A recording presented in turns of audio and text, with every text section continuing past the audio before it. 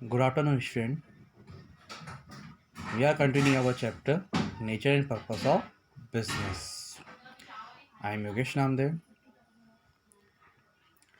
So अपन continue करते हैं जो हमने कल पढ़ा हुआ था। व्हाट इज़ बिजनेस, बिजनेस के बारे में कैरेक्टरिस्टिक्स पढ़ी हुई थी, उसके एट्रीब्यूट्स पढ़े हुए थे और बहुत सारी चीज़ें हमने अलग अलग तरीके से उसको डिस्क्राइब किया हुआ था। शायद आपको समझ में आ गई होंगी। तो बिजनेस सबसे पहले मैंने बताया था आपको कि बिजनेस का मेन मोटिव क्या होता है। बिजनेस का मेन स्टार्टिंग पॉइंट होता है, बिजनेस का मोटिव यही होता है प्रॉफिट मैक्सिमाइजेशन, कि ज़्यादा से ज़्यादा उनको प्रॉफिट हो। फिर सेकंड ऑब्जेक्टिव होता है उनका वेल्थ मैक्सिमाइजेशन।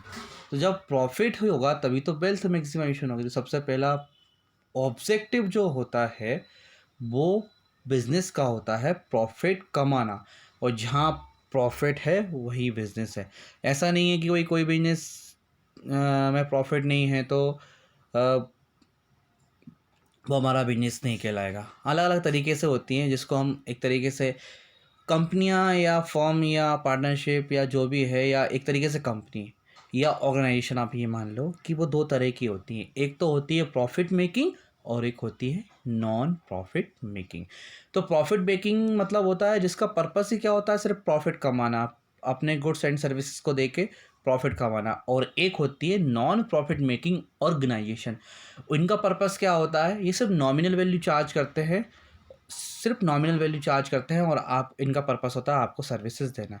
जैसे फॉर एग्जांपल स्कूल हुआ, या ये सिर्फ नॉमिनल चार्जेस लेते हैं, ऐसा तो आपको सर्विसेज प्रोवाइडेड करते हैं। तो इनका मकसद प्रॉफिट कमाना नहीं होता, इनका सिर्फ मकसद होता है सेवा भावना। स्कूल हुआ, कॉलेज हुआ, इन सब का मकसद होता है सेवा भावना करना। तो इनको बोलते हैं हम NPO, non profit making organisation. अब हम फिलहाल बिजनेस की बात कर रहे हैं, तो बिजनेस का मकसद होता है प्रॉफिट कमाना। ठीक है, हम पढ़ते हैं the role of profit in business. An objective is the starting point of business, every business directed to achievement of certain objective. तो बेसिकली क्या है, हर कंपनी अपना ऑब्जेक्टिव पे पहुंचना चाहती है, और जो उसने ऑब्जेक्टिव डिसाइड किया है, जो उसने डिसाइड किया उसको ऑब्जेक्टिव पे वो पहुंचना चाह रही है। तो ये ऑब्जेक्टिव क्या होता है, या आपने एक लक्ष्य तय कर लिया। भाई कंपनी ने अपना एक ऑब्जेक्टिव तय कर लिया कि इसका साल भर में इतना टन, इसको कंपनी का ना एक ऑब्जेक्टिव तय किया कि इसका कंपनी का टर्न ओवर इतना होना चाहिए। आज उन्होंने डिसाइड कर लिया कि नहीं, हमारा ऑब्जेक्टिव ये है कि हमारा टर्न ओवर भी इतना होना चाहिए, हम कस्टमर की सेटिस्फेक्शन को भी पूरा कर सके। तो ऐसा तो है नहीं कि वो 1 साल और 2 साल में पूरा हो जाए।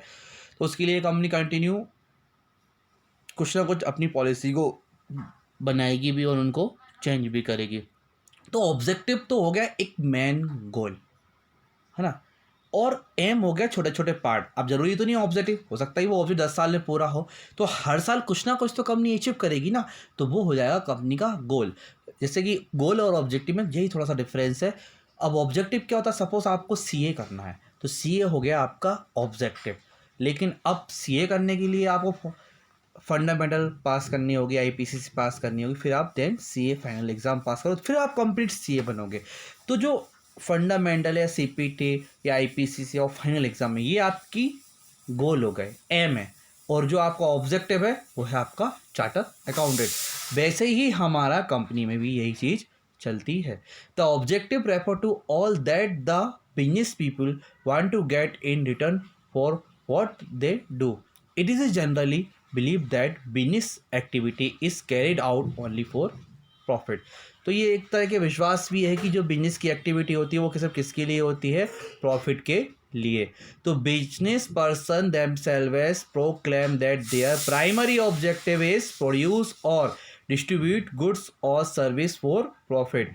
Every business is said to be in attempt on part of business people to get more than what has been spent or invested, or in other words to earn profit which is the excess of revenue over cost। Profit का मतलब हमने कई बार समझा है कि expenses कम है और revenue ज़्यादा है, तो वो क्या कहलाएगा, हमारा profit. अल्थो earning profit can not be only objective of business. ध्यान रखना, मेन ऑब्जेक्टिव होता है प्रॉफिट कमाना, पर एक ही ऑब्जेक्टिव नहीं होता कि ओनली ऑब्जेक्टिव ऑफ सिर्फ प्रॉफिट कमाना बिजनेस का, ऐसा नहीं है। It is important, can not be ignored. बहुत इंपॉर्टेंट है, हम इसको इग्नोर नहीं कर सकते कि प्रॉफिट कमाना नहीं होता, लेकिन एक ही मकसद नहीं होता। Every business is in attempt to reap more than what has been invested and profit is excess of revenue over cost. Main objective तो होता है बिजनेस का प्रॉफिट कमाना, और तो मेन ऑब्जेक्टिव तो हमारा है बिजनेस का प्रॉफिट कमाना, पर एक ही ऑब्जेक्टिव नहीं होता। और कभी कभी बिजनेस सोशल रिस्पॉन्सिबिलिटी भी बिजनेस के ऊपर होती है। बहुत सारे ऐसे काम करती है जो उसके दायरे में नहीं आते। बहुत सारे एनजीओज से चलाते हैं, लोगों को सर्विसेज देना फ्री ऑफ कॉस्ट, जो ये सब भी एक बिजनेस की ही रिस्पॉन्सिबिलिटी होती है। रिस्पॉन्सिबिलिटी बिजनेस की बहुत सारे लोगों के साथ होती है, गवर्नमेंट के साथ होती है, पब्लिक के साथ होती है, सोसाइटी के साथ होती है। इसको भी हम आगे चैप्टर में डिस्कस करेंगे। फिर ए प्रॉफिट में be regarded has in essential object of business for the various reason. तो प्रॉफिट क्यों इम्पोर्टेंट है हमारे बिजनेस के लिए, इसके साथ हमें बहुत सारे रीजंस दे रखे हैं। चलो हम एक एक को पढ़ के डिस्कस करते हैं। It is source of income for business person. सबको पता है कि प्रॉफिट क्या है, एक तरीका सोर्स है बिजनेस इनकम पर्सन की। तो it can be source of finance for meeting expense requirement of business. और प्रॉफिट होगा तो ऑब्वियसली है कि हम इसको फिर कहीं ना कहीं खर्च करेंगे, तो ये हमारी एक फाइनेंशियल रिक्वायरमेंट भी हो जाती है। डेली बेसिस कुछ एक्सपेंसेस होते ही हैं बिजनेस के अंदर, उसको भी ये हमें पूरा करने में हमारी हेल्प करता है जो प्रॉफिट होते हैं। It indicate the efficient working of business. Profit होगा तो बिजनेस जिसकी वर्किंग बहुत प्रॉपर चलेगी, डेफिनेटली वर्किंग अच्छी होगी तो ऑटोमेटिक ऑर्गेनाइजेशन को प्रॉफिट भी होगा। अगर हर एक एम्प्लॉई सोच के चलेगी उसको खुद ही ग्रोथ करनी है, खुद ही ग्रोथ करनी, तो ऑटोमेटिक भी बिजनेस ग्रोथ करने चालू हो जाता है। बिजनेस ऐसे ही ग्रोथ नहीं करता कि बिजनेस ओनली बिजनेस ही ग्रोथ कर रहा है, नहीं। अगर एम्प्लॉयज़ ग्रोथ कर रहे हैं इसका मतलब बिजनेस ग्रोथ कर रहा है। सबसे पहले तो एम्प्लॉयज़ को ग्रोथ करना पड़ेगा, तब जाके बिजनेस ग्रोथ करेगा। It can be taken has the society approval of the utility of business. तो कभी कहीं ना सोसाइटी की यूटिलिटी के भी यूटिलिटी, तो सोसाइटी की यूटिलिटी मतलब सोसाइटी की जो कस्टमर्स उनके वांट्स को और सोसाइटी की यूटिलिटी को, उसकी हमें परमिशन लेनी पड़ती है। हमें कहीं फैक्ट्री या हमें कहीं अपना बिजनेस स्टेब्लिश करना है तो हमें वहाँ के उस जगह के लोगों से व सोसाइटी से हमें वहाँ के लोगों से परमिशन लेनी होगी कि हम वहाँ पे एक बिजनेस स्टेब्लिश करना चाह रहे हैं। उनको बारे में बताना होगा बिजनेस किस तरह का रहेगा ये सब। अगर कोई बड़ी सी फैक्ट्री हो चालू करने वाले हैं जिसके लिए परमिशन के लेने की आवश्यकता होती है, तो वहाँ पे परमिशन भी लेते हैं। It will the reputation of business enterprises. और प्रॉफिट एक्चुअली में होता है क्या है कि प्रॉफिट है ना बिजनेस को की रेपुटेशन को बढ़ाता है। रेपुटेशन मतलब goodwill. Goodwill is the reputation of the business which increase day by day. यानी कि जो गुडविल है वो क्या होती है, जो बिल्कुल इंक्रीज हो रही हो डे बाय डे। और वो कैसे इंक्रीज होगी, अगर पर डे हमारा प्रॉफिट इंक्रीज कर रहा है तो हमारी गुडविल भी इंक्रीज करेगी। अगर गुडविल इंक्रीज कर रही है तो इसका मतलब है रेपुटेशन, बिजनेस की ख्याति, बिजनेस की गुडविल एकदम इम्प्रूव हो रही है, बढ़ रही है, तो इसको हम बोलेंगे। तो ये हमारी रेपुटेशन को बनाए रखता है। अगर प्रॉफिट हो रहा है तो ऑब्वियसली है कि हम अपने स्टोर्स को बढ़ाते चले जाएंगे, धीरे धीरे हमारे स्टोर सारी जगह फैल जाएंगे। इसका मतलब है कंपनी ग्रोथ कर रही है, बिजनेस ग्रोथ कर रहा है और हमारा एक्सपेंशन हो रहा है, हम हमारे ग्रोथ को, हमारे बिजनेस को बढ़ाते जा रहे हैं, तो हमारी रेपुटेशन भी बिल्ड होगी। आज एक शॉप है, कल 2 होंगी, परसों 3 होंगी, फिर धीरे धीरे हमारी पूरे कंट्री में हमारा बिजनेस स्टार्ट हो जाएगा। तो इससे हमारी रेपुटेशन बहुत अच्छी हो जाएगी। फिर है हमारा स्टार्टिंग है बिजनेस। बेसिक फैक्टर है, मतलब बिजनेस के जो बेसिक फैक्टर है selection of line of business. तो आप सबसे पहले ना, सबसे तो आपको बिजनेस डिसाइड करना पड़ेगा कि भैया आपको कौन सा बिजनेस करना है। कोई भी बिजनेस स्टार्ट करोगे तो उससे पहले आपको डिसाइड करना है। आप मार्केट का सर्वे करोगे, आप नॉलेज लोगे, आप इन्फॉर्मेशन गेट करोगे, जो भी आपको इन्फॉर्मेशन चाहिए वो आप देखोगे। इसके बाद आप डिसाइड करोगे कि आपको कौन सा बिजनेस चूज़ करना है। The first thing to be decided by in entrepreneur is the nature and types of business to be undertaken. She will obviously like to enter that branch of industry and commerce which has the possibility of greater amount of profits. The decision will be influenced by the customer requirement in the market and also kind of technical knowledge and interest the entrepreneur or has for producing a particular product. तो आप decide करोगे भाई किस area में किस चीज़ की requirement ज़्यादा, आप उसके बेस पे अपना बिज़नेस स्टार्ट करोगे। ठीक है, जिस एरिया में किसी चीज़ की रिक्वायरमेंट ही नहीं है, वहाँ पे आप वो वाला बिज़नेस स्टार्ट कर दोगे, तो क्या फ़ायदा? कोई भी फ़ायदा नहीं होगा। तो बिज़नेस को स्टार्ट करने से पहले हम सर्वे करते हैं, किस एरिया में किस चीज़ की रिक्वायरमेंट ज़्यादा है, तो हम उसके बेस पे हमारा बिज़नेस स्टार्ट करते हैं। फिर साइज़ ऑफ़ द फर्म, अब साइज़ भी बहुत इंपॉर्टेंट रखते हैं कि आपको छोटा बिज़नेस स्टार्ट करना है, बड़ा बिज़नेस स्टार्ट करना है।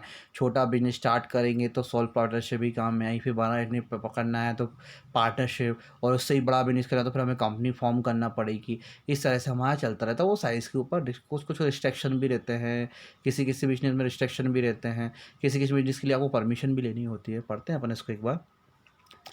Size of the firm, the size of the firm or scale of its operation is another important decision to be taken at the start of the business. Some factors favor a large size, whereas others tend to restrict the scale of operation. If the entrepreneur is confident that the demand for the proposed product is likely to be good, and over time, and he can arrange the necessary capital for business, he will be start the operation at a large scale. If the market conditions are uncertain and risks are high, a smaller size business would be better choice. अगर देखो, आपको पता है कि आपके product बिकने ही वाला, आप बिल्कुल श्योर हो और आपको पता है कि हाँ, आपका जो आपने एस्टिमेट किया बहुत ही ज़्यादा आपके अंदर कॉन्फिडेंस है कि हाँ, इतना ज़्यादा हमारा बिक जाएगा मार्केट की कंडीशन को देख के। ठीक है, मार्केट की कंडीशन को देख के आपको आपको इतना विश्वास है कि आपने जो प्रोड्यूस करा है वो आपका बिक जाएगा, तो आपको लार्ज साइज़ बिज़नेस की ज़रूरत पड़ेगी। और आपको पता है रिस्क ज़्यादा है, यहाँ पे हर तरह एक ही जो बिज़नेस है उसकी बहुत सारी शॉप है, तो फिर आपको छोटा बिज़नेस करना चाहिए। वो कस्टमर की डिमांड, कस्टमर की रिक्वायरमेंट के ऊपर डिपेंड करता है और मार्केट की कंडीशन के ऊपर डिपेंड करता है कि आपका फर्म का साइज़ कैसा रहेगा, छोटा रहेगा या फिर बड़ा। Choice of form of ownership, अब डिपेंड करता है आप चॉइस किस तरह की चॉइस रखना चाहते हो। आप खुद ही बिजनेस करना चाहते हो या आप कुछ भी करना, जैसे आप खुद ही बिजनेस करना चाहते हो आपको सॉल्व पार्टनरशिप की ज़रूरत पड़ेगी। अगर आपको ज़्यादा कैपिटल चाहिए तो आप फिर पार्टनरशिप के फॉर्म में जाओगे, या वो उससे भी बड़ा बिजनेस करना है फिर आप कंपनी के फॉर्म में जाओगे। वो डिपेंड करता है कि आपको किस तरह की ओनरशिप चाहिए। With respect to ownership, the business organisation में take form of sole proprietorship, partnership या joint stock company. Each firm has its own merit and demerit. The choice of the suitable form of ownership will depend on such factor as the line of business, capital requirement, liability of owner, division of profit, legal formalities, continuity of business, transferability of interest and so on. अब आपको choice करनी है कि आपको किस तरीके से जाना है। भाई आपको पार्टनरशिप बनना है तो सारी की सारी रिस्क आपका, सारा का सारा प्रॉफिट आपका। पार्टनरशिप में जाओगे तो आपका प्रॉफिट भी डिस्ट्रीब्यूट हो जाएगा और आपकी जो लायबिलिटी वो भी डिस्ट्रीब्यूट होगी। और अगर कंपनी केसेस में जाओगे तो वहाँ पे अलग रहेगा। लोकेशन ऑफ बिजनेस इंटरप्राइजेस, सबसे इम्पोर्टेंट चीज़ होती है लोकेशन। भाई लोकेशन क्या है? आइए, एक अच्छी लोकेशन में अगर आप अपना बिजनेस स्टार्ट करोगे तो ऑब्वियसली आपका बिजनेस ग्रोथ करेगा। अगर आपने आउटसाइड में जाके अपनी शॉप खोल ली, बहुत अच्छा सा मॉल बना के भी डाल दिया, तो बहुत कम लोग पहुंच पाएंगे। जो आसपास के लोग हैं वहीं के लोग आ पाएंगे, तो आपका बिजनेस ज़्यादा ग्रोथ नहीं कर पाएगा। तो लोकेशन बहुत इंपॉर्टेंट होती है। बहुत से लोग लोकेशन जो होती है मार्केट की बीच मार्केट में दुकान लेना पसंद करते हैं, क्योंकि उनकी ग्रोथ ऑटोमेटिक हो जाएगी, कस्टमर आएंगे पसंद। जैसे आपको भी कोई शॉप लेनी है तो आप इंदौर में राजवाड़ा में ही जाओगे कुछ खरीदने के लिए, या पर्टिकुलर जो शॉप आपको पसंद होगी वहाँ पे मोस्टली 80% लोग वहीं पे जाएंगे। तो ये डिपेंड होती है लोकेशन की वैल्यूज़ के ऊपर। पढ़ते अपन इसको।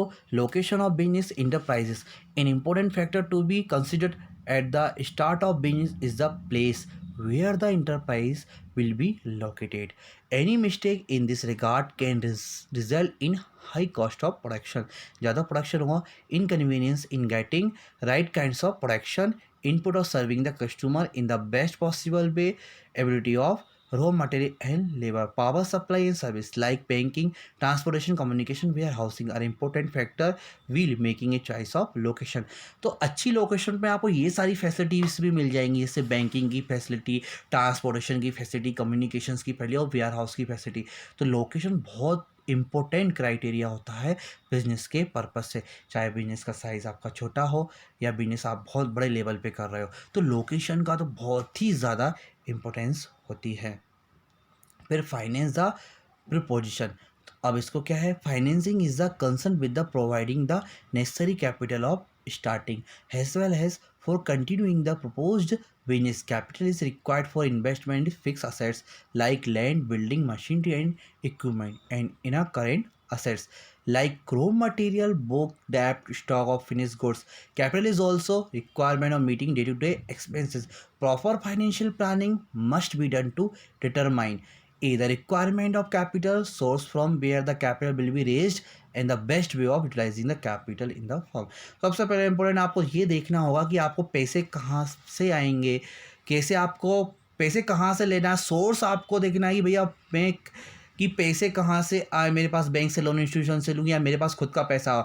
दूसरा उसका क्या आपको रिक्वायरमेंट कितने पैसे की है, फिर है आपका आप उस पैसे को कैसे यूटिलाइज़ करोगे। तो पहले तो आप ये देखोगे आपको रिक्वायरमेंट कितनी है, फिर आप ये देखोगे आपको पैसे कहाँ से कलेक्ट करना है, या आपके पास खुद इतना पैसा है, या आपके बिजनेस के पास खुद इतना पैसा है, या फिर उसका यूटिलाइजेशन देखोगे कि उसका यूटिलाइजेशन किस तरीके से हो रहा है। फिर है हमारा physical facility. The ability of physical facility, including machine and equipment, building and supportive service, is an important factor to be considered at the start of the business.